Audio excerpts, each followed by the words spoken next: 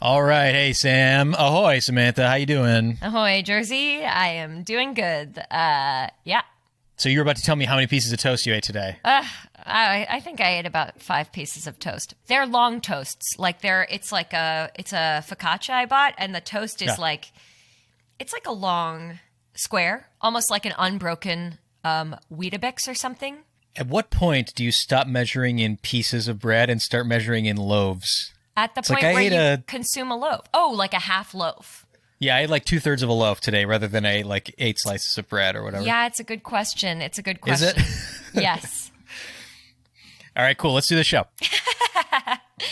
So, hey, everybody listening and watching, this is Week Didn't Start. It's a show where we take the news from the week every week in 2020, and we read it. We do it so you don't have to. We look through it and we reorganize it into the form of the greatest literary format in history, which is, of course, a particular song written by a particular gentleman named William. So let's get right into it, because this was a lot of news this week. Sam, what was it like for you this week to do this news in this song?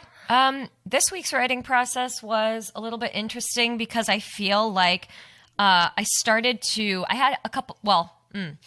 ask the question also about what our relationship to the song is after this, right? So I will save that. That's contained within this. No, that's all okay, part then of I this. want to say 2 things. One, I've started to notice the way in which certain major names, brands, and bodies monopolize the news cycle, Amazon being one of them as an e-commerce giant. And it becomes this question of like, is mentioning all of these pieces of news related to an e-commerce giant that affects culture in so many different ways, is it redundant or not? So that's one piece that I kind of reckoned with this week. The other thing I started thinking about was that we have been treating this song as like a reckoning of a series of decades. And I feel like we never really talked about, and we talked about like the selection process, but we never really talked about what could have been left out. Like if this were a history book, everything that does not exist in this song is unknown to us. Because there's stuff that we leave out of the song every week. Yeah. And we might have mentioned it in passing, and we've talked about like his bias, like being a guy, being from New York, being white, being American. Mm-hmm. And it does get more global, I think, as he grows up and becomes a celebrity, and it sort of tracks his sense of the news from a personal point of view. But we have access to all the news. Like there's really no excuse. Mm-hmm. And what are the ways in which we can make sure we're getting everything in? But also, like, what's the version of the song that's everything that happened between 1949 and 1989 that was of significance that did not get mentioned in the song? Yeah. Should we do that for the Patreon? For the $50,000 subscriber tier, absolutely. Exactly. For that one person who wants it. Yes. What about you? Yeah, so we talked last week about the syllable count, and I was getting into the cadence and stuff. So I did this thing, which I'm sure you saw on my verses, where I put the syllable count next to the thing. Yeah. But it, like, counting the number of syllables doesn't really help with cadence, I quickly realized. Mm-hmm. But I sort of broke this thing down where each line, there are 16 potential syllables you can hit in the line, and some of them are voice and some of them are breaths, pauses, right? So I did a little bit more with cadence and stuff this week, and I looked at trying to fill out the verses when they are. And as far as I remember from my notes, there's only one verse in the whole song that uses all of the syllables. Otherwise, the most standard is like 12 or 13, where there are breaks. There's like a caesura in the middle of the line where he takes a breath. And there are some lines where he goes breathless and has like a bunch of syllables in a row. I'm looking at which one it is. I mean, I know which one is the one I'm thinking of. So like Joe McCarthy, Richard Nixon, Studebaker Television uses all of the syllables. But Rosenberg's H-Bomb, Sugar Ray, Panmunjom uses 11. Yeah. And then I also made note of not just how many items or pieces of news or events are in each verse, but in my verses, I went line by line, like how many are in this line. Okay. Which was just a cool thing to notice. It helped me kind of think about the song and know more about the song, where it's like, oh, wow, Wednesday is like a lot of work because there's no like, I can't take it anymore, you know, that takes up half a line. And it's an 8-line verse. and it has just a lot of stuff in it. I want to complain today about JFK Blown Away. Like, just a little bit, as a thing. As the way to say it? Well, JFK Blown Away, the way that the rhythm goes, it consciously occupies two news spaces with one. And I like, as a content thing, as a content choice, that being a momentous event that changed the course of history, like, maybe that's what that is. And maybe it's about, maybe the news item we choose for that moment has to be the thing that we think is like the defining aspect of the week that changes everyone's attitude. Yeah.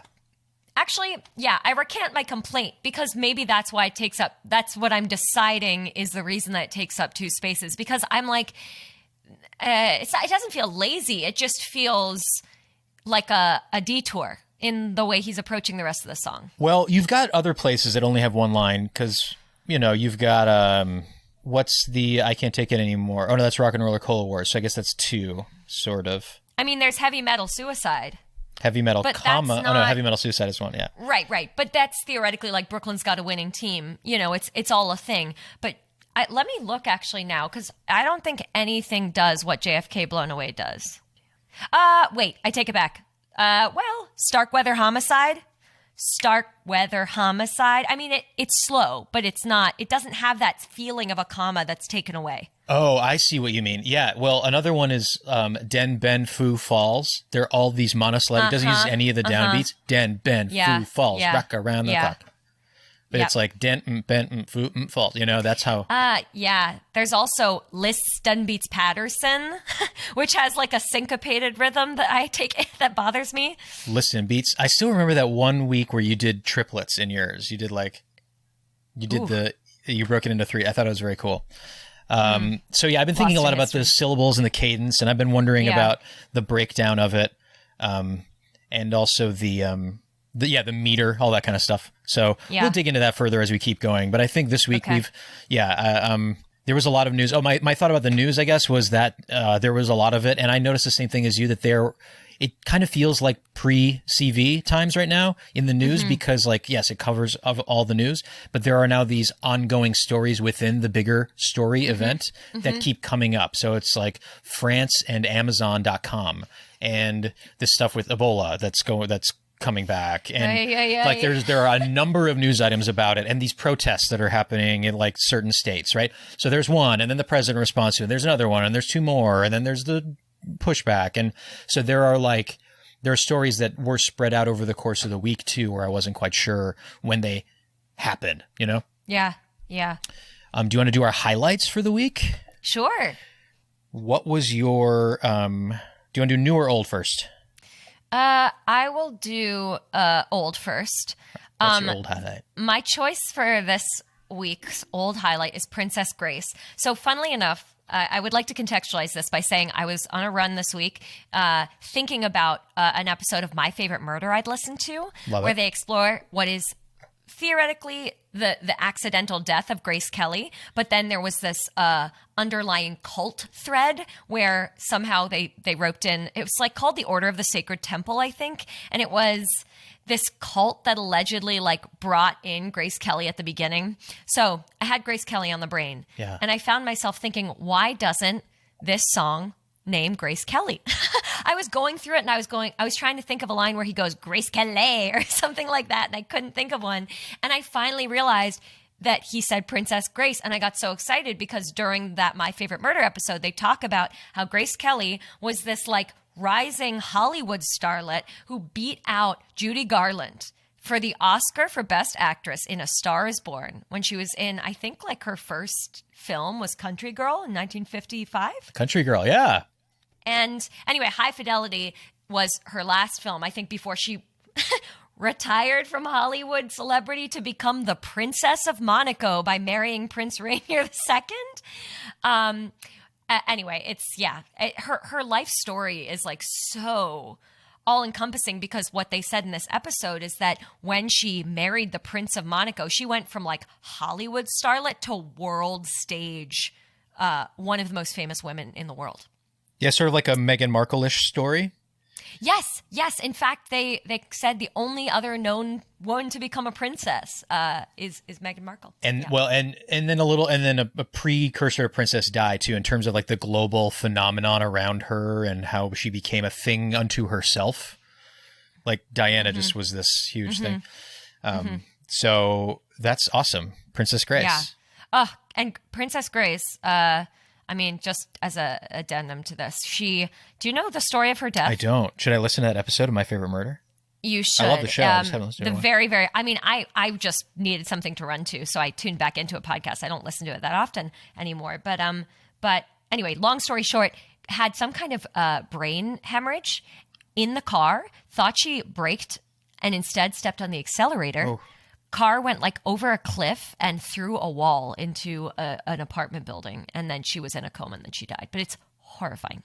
It's awful. Anyway, what's your old highlight? Chubby Checker. Oh, love Chubby Checker. So we know Chubby Checker as the guy who popularized the twist, right? That's Chubby Checker's claim to fame, and also limbo rock, which I loved as a kid, right? All around the limbo clock. Hey, let's do the limbo rock. So songs associated with dances. Two fun facts about Chubby Checker that I wanted to raise. One is that I used to have a HP smartphone before I had my iPhone. And it had its own kind of ecosystem of apps, and they were really bad. And it was like all the crummy apps on the App Store. It was the only ones that you had on HP. And one of the HP apps was called Chubby Checker, but it was supposed to guess the size of your penis based on other facts about you. It was the Chubby Checker, right? This was around 2012. And Chubby Checker, we stand Chubby Checker. In 2013, the Chubby Checker estate, sued HP for the rights to the name and won. And the other story is his name is a pseudonym. He was not born Chubby Checker.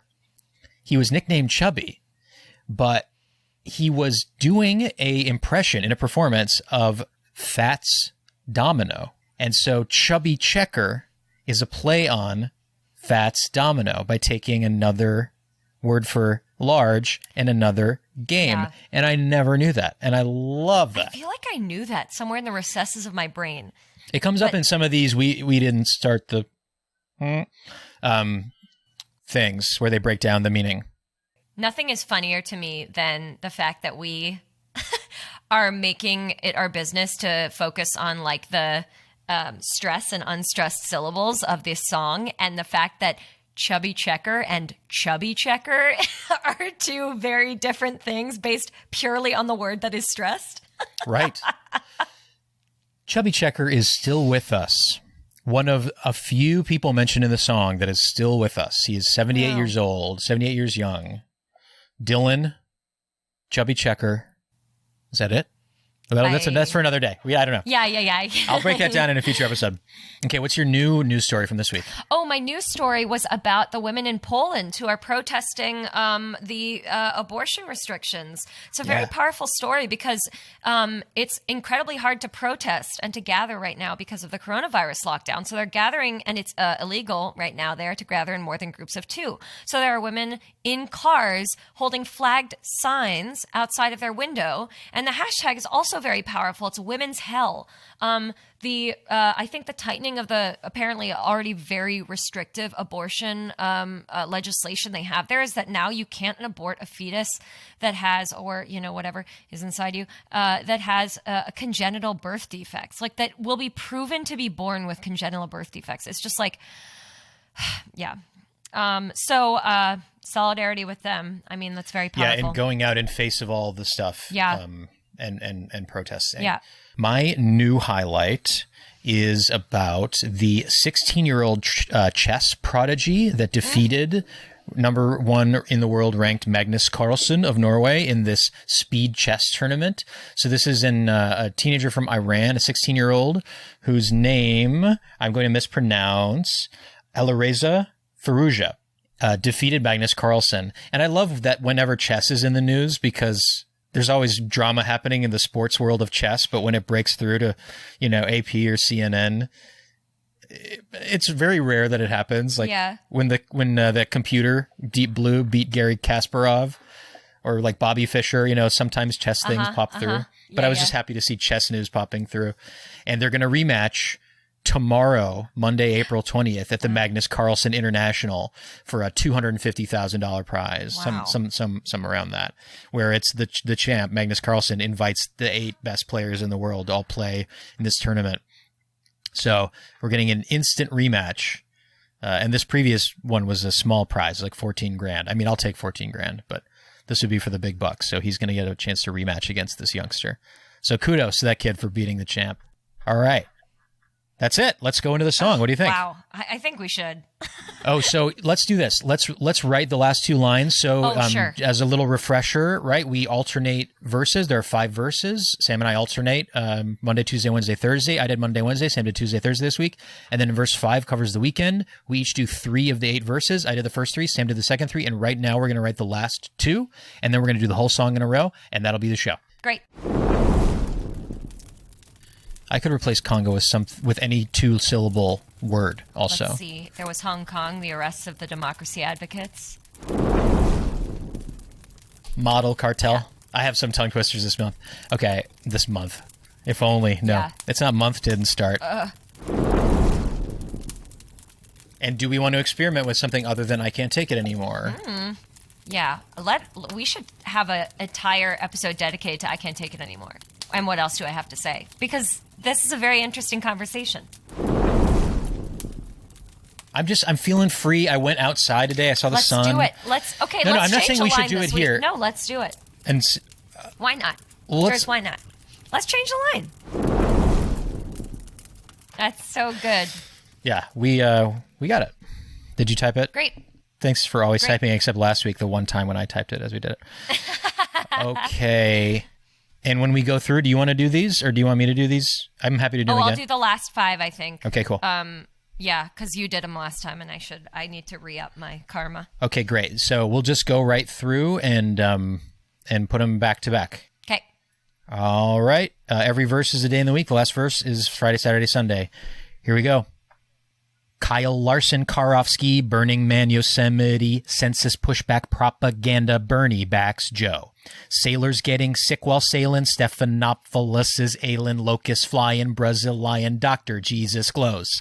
Council memes, Doc Fauci's job, Virginia passes 2 good laws, Ticketmaster worse than swine, Disney censor CGI, desperate rats, wrestling, old castmates will redo that thing, East States act, West States pact, Southern state tornadoes. Gretchen Whitmer, NSO. Biden gets Obama's vote. Supernova, Hufundova, stimulus checks. Phone dates, link out rates. Apple hunters, Parnas waits. 5G towers fall. Trump has God complex. Reddit ads, Zoom Supreme. Yankees loses half its team. Lego visors, game of death. Turkish prison, walking vet. Foot sores, women's hell. Heat resistant virus cells. PCC, MRE, the Amazon in peril. Payments blocked, pipeline acts, New York says to wear a mask, Danish schools, Queensland, China, online games are banned, strip club suit, Quibi fall, California pays all, psychic docs declassified, multilingual baby cry.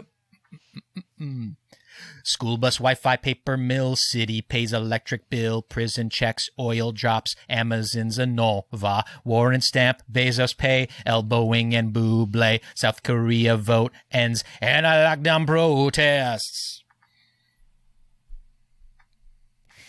Bolsonaro, Dennehy, patterns in the galaxy, Drizzly, Royals feed, COVID seller, gouging spree, poaching in Cambodia, China xenophobia, Russian jet, global truce, Facebook's fake corona news, Pope Scotch, Walkout, climate-driven mega-drought, faceback smuggling cocaine. What else do I have to say? Cohen out, Basma in, teenage chess prodigy win, cash for dead, Cargill meet, Netanyahu Jr.'s tweet, model cartel Equifax, Fiona Apple's fire tracks, mass shooting up in Cannes, no queen birthday in Britain, Vox furlough, Saudis lied, sex with lighting, not a vibe, protests by request, gangs, Brits, work in sweats, Austria is done with coal, reinfection possible, Ebola cases reappear, please just get me out of here. Yes, that's the week. That's the week. Anything you're particularly proud of in this week that you want to share?